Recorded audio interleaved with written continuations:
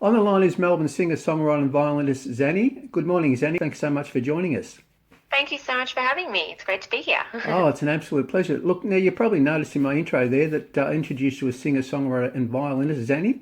That's right. I must admit that when I first became aware of you, it was pretty much as a result of your prowess as a violinist, a brilliant one too.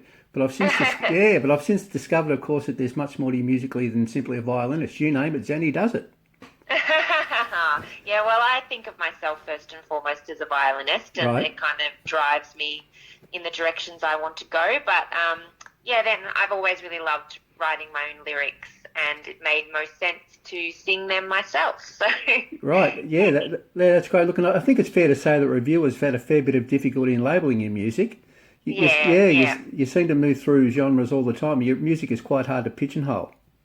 Yeah, well, I guess when I started learning violin. My mum, who is not a musician but who is a creative visual artist, Right, she really encouraged me to explore what the violin could do, not just stick with classical. So I'd go to like Irish lessons, and I learnt jazz, and I studied jazz at uni, and then got into electronic music, and I've always loved pop. And yeah, so I just wanted to get the most out of the violin, and I personally love, most genres of music. So um, yeah, I just want to always explore new things and keep things fresh and creative in my practice.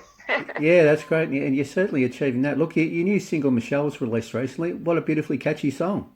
Oh, thank you. Yeah, can you tell us a little bit about Michelle, how it came about, and the inspiration behind it?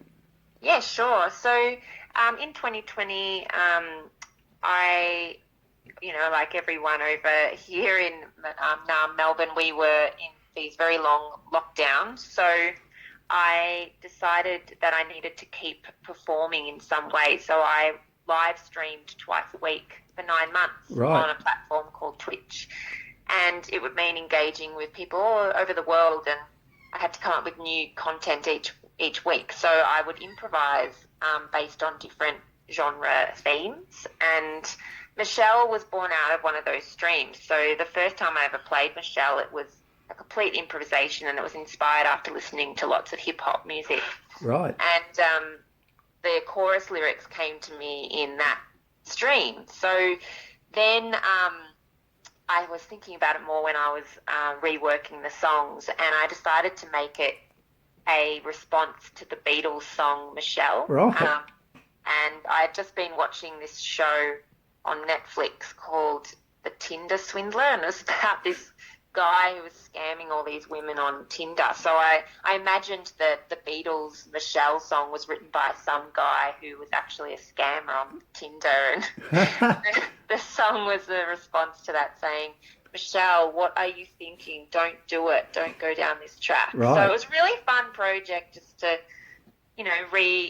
rethink what songs need to be, and especially because in 2020 I put out an album that was very introspective and all about me and my experiences of a trauma, and so I wanted this song, which is coming off an album that I'll put out next year, to be about little characters that I created in fiction worlds. So yeah. Yeah, great stuff. Look, and you touched on it. Michelle is, of course, the second single from your upcoming album, Inaccurate History of Electronic Music, which is due for release early next year.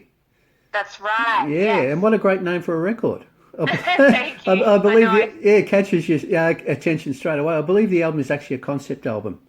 It is, yeah. I love doing concept albums. So this idea came through the streams that Right. I did, because each week I'd pick a different genre to be inspired by, and I started reading this book. It's called Last Night a DJ Saved My Life, and it's the history of the DJ through Right. electronic dance music. And I loved the book so much that I decided I wanted to create an album that was fictional and imagined, but going through the chronology of electronic dance music, starting with disco, going through hip hop roots and into acid house and trance, and then imagining the future of EDM, electronic dance music.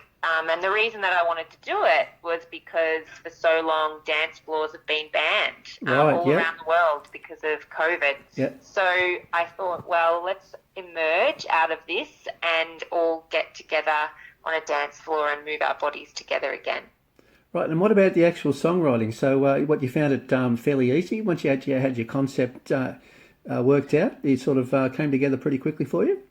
Well, the thing that I did with this album that's a little bit different to my last one, because my last one was quite isolating. I did it all pretty much by myself, like produced everything and recorded all the violins and vocals, and then only had a couple of other instrumentalists involved. So this album, I wanted to make it about re-engaging with my musician community. Right, so each track is with a different producer and with some different musicians. And I also spent the last year working with Claire Reynolds, who is a songwriter and singer, and she's Australian, but she now lives in Nashville, and many people might know her as the partner of Geordie Lane. So Right. she's an incredible songwriter, and I actually worked with her on all my lyrics. So I would go to my lessons and, you know, get some collaborative help. And just it was really great to work on that aspect of my craft with someone else rather than having to do it alone. Yeah, that's fantastic. Good. And what about we know it's slated for release early next year. Have you actually arrived at a release date yet, or am I maybe being a bit cheeky? No, not yet. Not yet. Okay. No, I'm thinking it'll be March. Also, just because of a backlog of vinyl orders, because I'm wanting to get it pressed to vinyl, I just have to wait and see how long that's going to take. Yeah. So, but at this stage, I'm saying somewhere in March. Fantastic. We'll look forward to it. Look, what about the song "Thinking of You"? I love that one too. It came out earlier this year, and that was the first single from the upcoming album.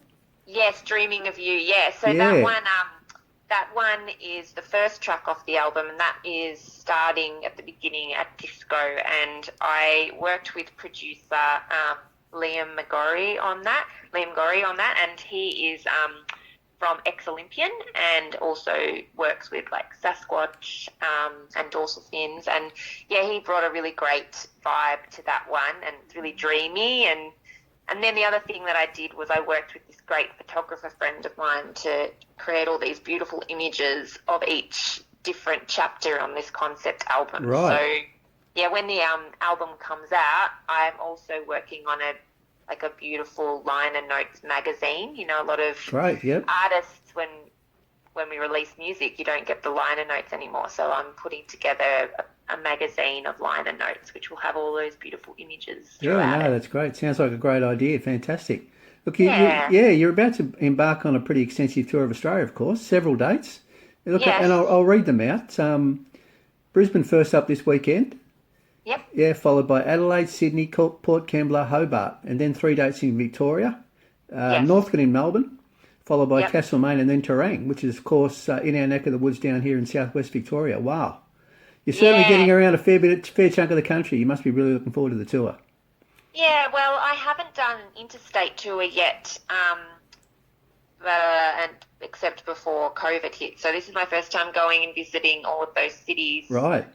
Interstate. So I thought it was time, and it kind of feels a bit like beginning again in a way. But I'm really excited to see what these venues are doing now. Like, we've all gone through really tough times, so it'll be nice to reconnect with support acts and other musicians in all these parts of the country. And I actually did my first show at Terang in July this year. And so this is a return show at Terang because we just loved it so much. And, you know, Les looked after us there, and the audience came out, and it was just a really beautiful show. So I wanted to get back there as part of this tour. Yeah, that was going to be my next question. I sort of assumed that you must have had such a great time, and they must have loved you so much that that was why you were going back. You just answered that. Fantastic. Yeah.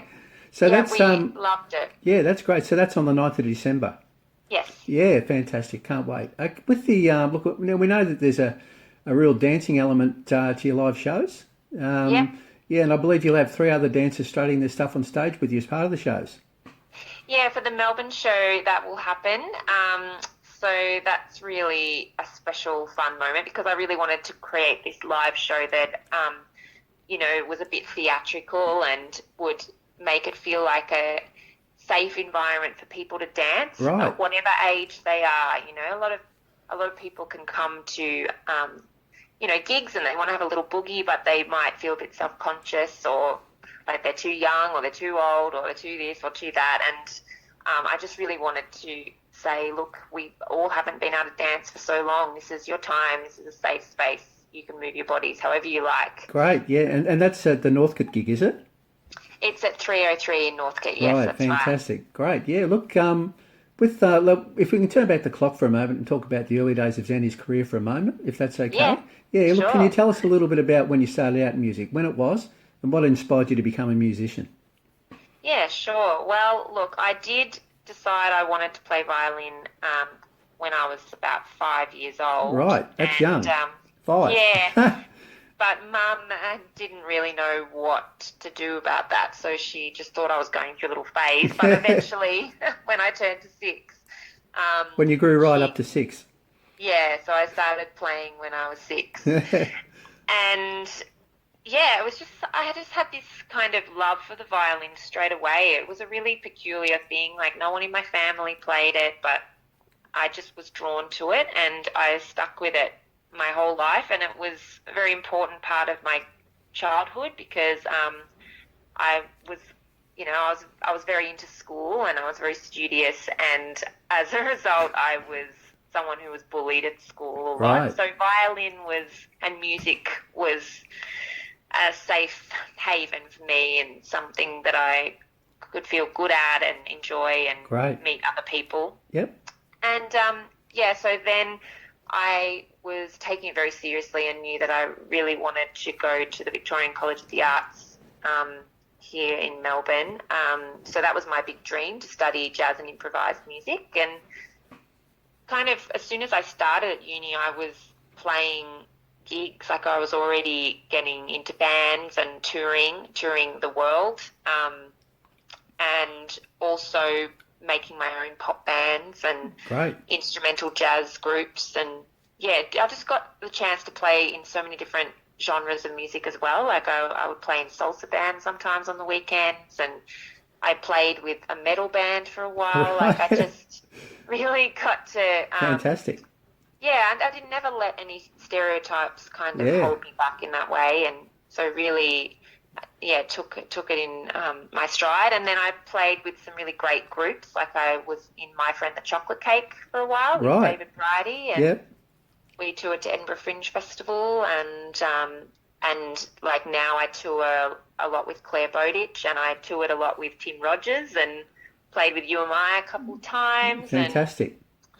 Yeah, so it's been a really incredible career, and it's twisted and turned through so many different opportunities as I've gone. And I've even just finished playing in a musical. I played in Come From Away here in Melbourne. So Right.